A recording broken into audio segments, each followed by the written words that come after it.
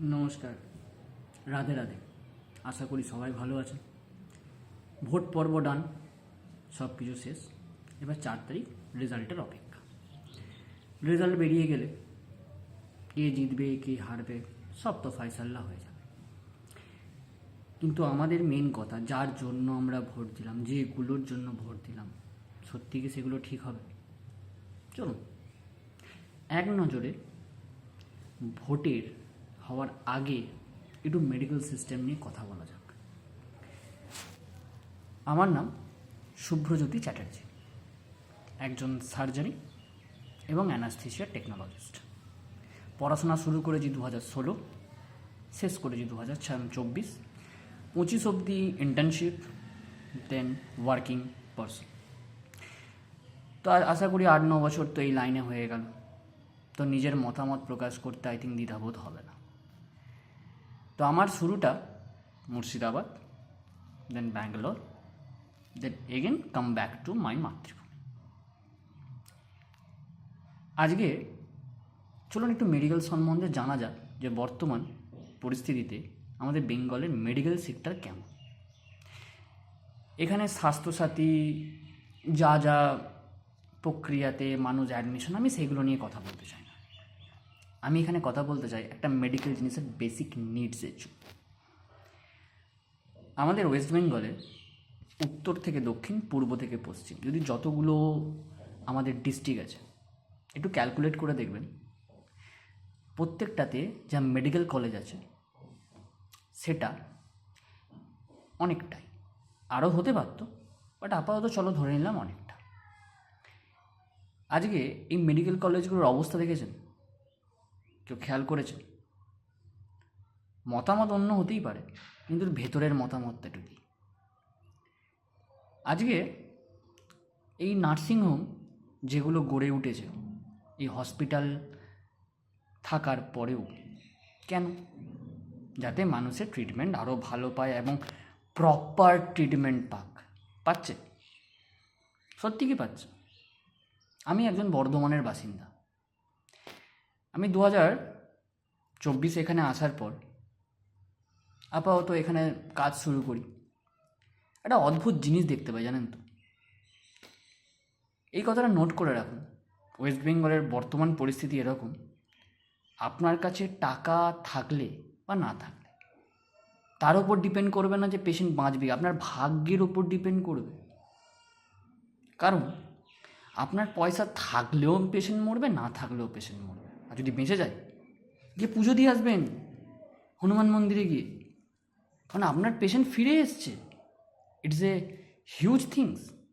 এবার বলবেন যে কেন এই কথা তুমি কেন বলছো? তার পেছনে একটু কারণগুলো একটু ভেবে দেখা যাক। চলো, কারণ নাম্বার 1, সেট আপ। বাইরে থেকে ঝাঁ চকচকে লাগে, কিন্তু ভেতরে এখনও সেই সেট আপ, উন্নতির কোনো নামগন্ধ নেই। জিজ্ঞেস করছেন কেন? চলুন আমি আমার লাইনের একটু বোঝাই। মানুষ টাকা খরচা করে সুন্দর সুষ্ঠুভাবে ট্রিটমেন্ট করানোর জন্য। একটা অপারেশনে এখনও অজ্ঞান করতে গেলে একটা জিনিস লাগে, সেটা হচ্ছে ইনহ্যালেশনাল এজেন্ট। যারা মেডিকেল চত্বরে আছেন তারা জানেন আমি কিসের কথা বলছি। তো ইনহ্যালেশনাল এজেন্টে নাইট্রাস অক্সাইড ছাড়াও আরও নাম আছে, সিভোফ্লোরিন, আইসোফ্লোরিন। কিন্তু বিশ্বাস করুন, এখনও নাইট্রাস দেওয়া হয় এখানে। এছাড়া যতগুলো প্রযুক্তিবিদ্যা, যেমন টেকনোলজি, এখানে টেকনোলজির নামে ধাব্বা। আমার নিজস্ব দেখা, নাম বলবো না সেই নার্সিংহোমের, একটা ইনটিউবেশন মানে কি,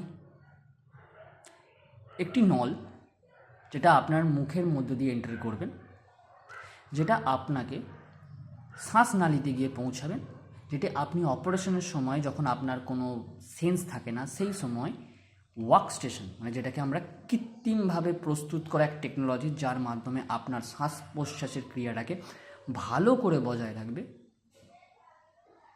তার মাধ্যমে আমরা চেষ্টা করি এটা নল ঢুকে যেখানে আমরা এন্টার করাচ্ছি। সেই নলটি একটি পেশেন্টের হয়ে যাওয়ার পর ধুয়ে অন্য পেশেন্টকে দিয়ে দেওয়া হয়। কিন্তু পেশেন্টের কাছে বিলটি কেটে নেওয়া হয়। এটা হয়, এটা হয়েছে। যদি বলেন কোন হসপিটাল, পার্সোনালি যদি করবেন অবশ্যই জানিয়ে দেবো। দ্বিতীয়, এখানকার আইসিইউ ম্যানেজমেন্ট এবং নার্স ম্যানেজমেন্ট। আমি কোনো প্রফেশনকে ছোট করছি না, তবে এখানে এমন অনেক কোর্স বেরিয়েছে 5 মাসের, 1 বছরের, 2 বছরের ডিপ্লোমা করে পড়াশোনার নামে অষ্টরম্ভা। যদি ঠিক করে একবার বলতে বলেন যে হার্টের অবস্থান কোথায়, কতজন বলতে পারবে আমার কোনো আইডিয়া নেই। যে আইসিইউতে সিপিআর দিচ্ছে পেটে, তাহলে নিশ্চয়ই বুঝতে পারছেন তার শিক্ষাগত যোগ্যতাটা কীরকম। তার থেকেও বড় কথা, তাকে শেখানো হয়েছে কতটুকু। এখানে আরও অনেক গাফিলতি আছে, গাফিলতিগুলো বললে হয়তো আজকের ভিডিওটা অনেক বড় হয়ে যাবে। কিন্তু কি জানেন তো, শিক্ষার স্বাস্থ্য খুব দরকার। একজন স্বাস্থ্যকর্মী যেমন তার প্রধান কাজ সেবা প্রদান করা, তেমনি আরেকটি কাজ সেবা তখনই প্রদান করো যখন তোমার শিক্ষাটা ঠিক করে নিয়ে আছো। আধা শিক্ষা জলাঞ্জলি, হাঁটুর শিক্ষাতে হয়েছে বড়। আরও কিছু পয়েন্ট আছে, যে পয়েন্টগুলোর মধ্যে আপনাকে একটু অ্যাডমিশন প্রসেস নিয়ে, স্বাস্থ্যসাথী হোক বা অন্য কোনো কার্ড, এক্সট্রাভাবে কীভাবে পয়সা কামানো যায় যদি শিখতে চান, কাম টু ওয়েস্ট বেঙ্গল বস। এখানে মানুষ আপনাকে কীভাবে টাকা মারবে আপনি জানেনও না। সামনে একটা এক্সাম্পল, আমার মামা এটি অ্যাক্সিডেন্টের জন্য ভর্তি করতে হয় পিজিতে। কোন সময়? 2025-এ, যখন দুর্গা পুজোর টাইম, মহালয়া।